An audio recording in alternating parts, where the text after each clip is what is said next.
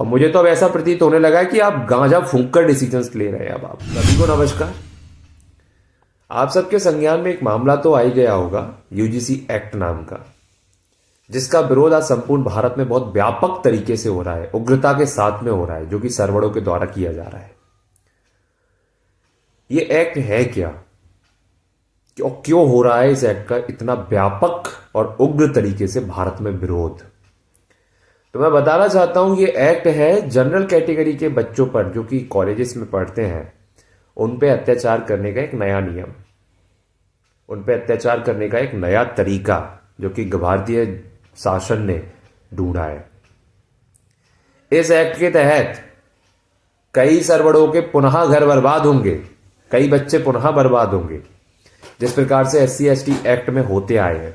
अब अंतर इतना है कि पहले SC ST एक्ट में बर्बाद OBC के भी होते थे, जो कि अभी भी होंगे, लेकिन अब गवर्नमेंट ने एक छोटा सा लॉलीपॉप पकड़ा दिया है जिसमें OBC को भी इंक्लूड कर लिया है, ताकि OBC वर्ग जो है वो SC ST एक्ट का विरोध ना करे, और उनको एक छोटा सा लॉलीपॉप पकड़ा दिया गया है और बस और अपनी वो राजनीति चमकाते रहे।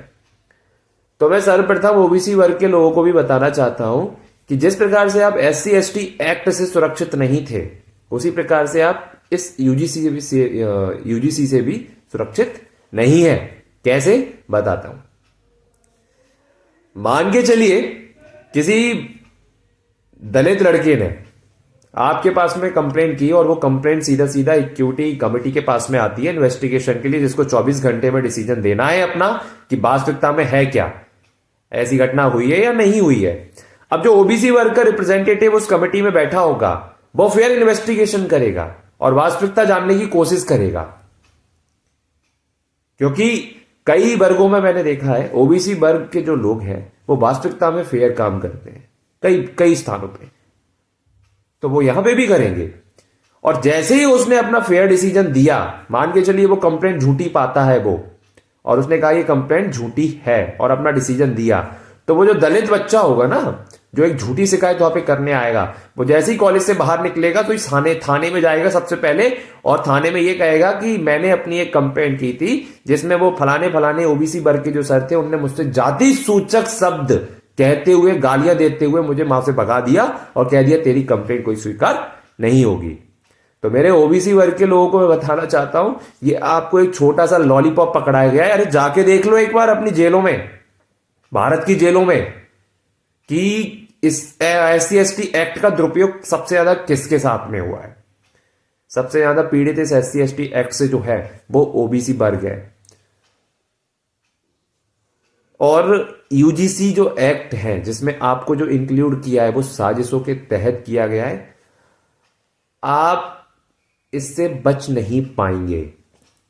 अगर आप UGC से बच रहे हैं क्योंकि आपको उसमें इंक्लूड कर दिया गया है, तो भाई साहब SC ST एक्ट तैयार खड़ा है, या तो आपने उससे समझौता करें कि सामने वाला कंप्लेंट लेके आया है तो वो फॉल्स ही नहीं पाई जाए, और आप डिसीजन उनके जो वैसा वो चाहे वो डिसीजन आप दे दें, तो आप पे SC ST एक्ट नहीं लगेगा। अन्यथा आप पे SC ST एक्ट लगना तय है और जेल जाना आपका तय है।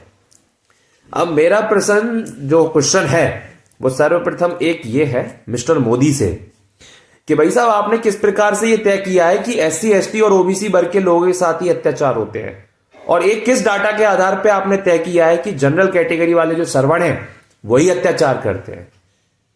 किस डाटा के आधार पे, कौन सा डाटा आपने निकलवाया है जिस आधार पे आप आज इस डिसीजन पे पहुंचे हुए हो? हाँ, भारत में कई FIR ऐसी लॉन्च हुई है जिसमें SC ST वर्ग के लोगों ने OBC वर्ग के लोगों का शोषण किया है, जिसमें SC ST वर्ग के लोग घरों पे फायरें ठोक रहे हैं, जिसमें SC ST वर्ग के लोग साजिशें रच रहे हैं, लोगों को रेप में कैसे फंसाना है, लोगों को मर्डर में कैसे फंसाना है, लोगों पे FIR कैसे करवाना है। तो भाई साहब आपके पास वो कौन सा डाटा है मिस्टर मोदी, जिस डाटा के हिसाब से आप लोकसभा में बैठ के इतनी गंदगी फैला रहे हो? कौन से डाटा के हिसाब से? हाँ, कौन से डाटा के हिसाब से आप संविधान के जो फंडामेंटल राइट्स हैं जो सिटीजन्स को दिए गए हैं प्रत्येक नागरिक को, उनका वायलेशन कर रहे हैं? किस डाटा के हिसाब से? हाँ, एक SC ST एक्ट क्या कम था? और जिस डाटा के हिसाब से आपने ये तय किया है कि SC ST और OBC के साथ में जनरल कैटेगरी वाले अत्याचार करते हैं, जिस डाटा के हिसाब से आपने शो किया है, एक बार वो डाटा सार्वजनिक अवश्य कीजिएगा, ताकि हमें भी पता चले कौन से डाटा से आप और कौन से कमरे में बैठ के आप ये डिसीजंस ले रहे हो। ठीक है। और मुझे तो अब ऐसा प्रतीत होने लगा है कि आप गांजा फूंक कर डिसीजंस ले रहे हैं। अब आपने देश को एक ऐसी गंदी स्थिति पे लाके रखा हुआ है, सबसे ज्यादा जातिवाद आपने फैलाया है और आरोप सरवड़ों पे लगवा दिया गया है कि ये फैलाते आए हैं।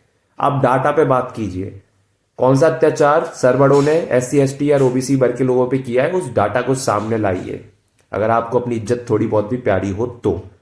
और इस काले कानून का, UGC एक्ट और SC ST एक्ट का हम छाती ठोक के विरोध करते हैं। और अगर अभी आप होश में नहीं आए तो आपको सड़कों पे तो विरोध मिल रहा है, अतिशीघ्र आपकी लोकसभा को घेरा जाएगा सरवड़ों के द्वारा।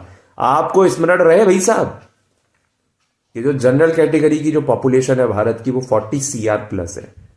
तो आप जिस भूल में बैठे हो ना कि 2-4 करोड़ जो लोग हैं, 2-4 करोड़ होंगे, तो इस भूल को भी आप मिटा लीजिए, 40 करोड़ है। और आप जिन भीमटों के चक्कर में, जो कि पूरे भारत में गिनती के होंगे 60-70 लाख, उनके चक्कर में आप एक ऐसे अत्याचारी कानून को लोगों पर थोप रहे हैं जिसकी हमने कभी कल्पना नहीं की थी। छाती ठोक के विरोध करता हूं आपका और आपके प्रत्येक कार्यकर्ता का, आपके प्रत्येक सांसद का, आपके प्रत्येक विधायकों का। इसी प्रकार अन्य राजनीतिक पार्टियां, चाहे वो कांग्रेस हो चाहे कोई सो भी हो, हाँ, ये इनका भी हम संपूर्ण रूप से बहिष्कार करते हैं। कोई भी राजनीतिक पार्टी अब भारत में सत्ता में नहीं आ पाएगी। ये हमारा फाइनल डिसीजन है, ये सरवड़ों का और जनरल कैटेगरी का। और ग्वालियर वासियों और उसके आसपास के लोग 30 तारीख को रूप सिंह स्टेडियम में आप लोग उपस्थित हो इस काले कानून के विरोध में, और अपने बाल बच्चे और भविष्य अपने बच्चों का बचाने के लिए आगे आइए। धन्यवाद।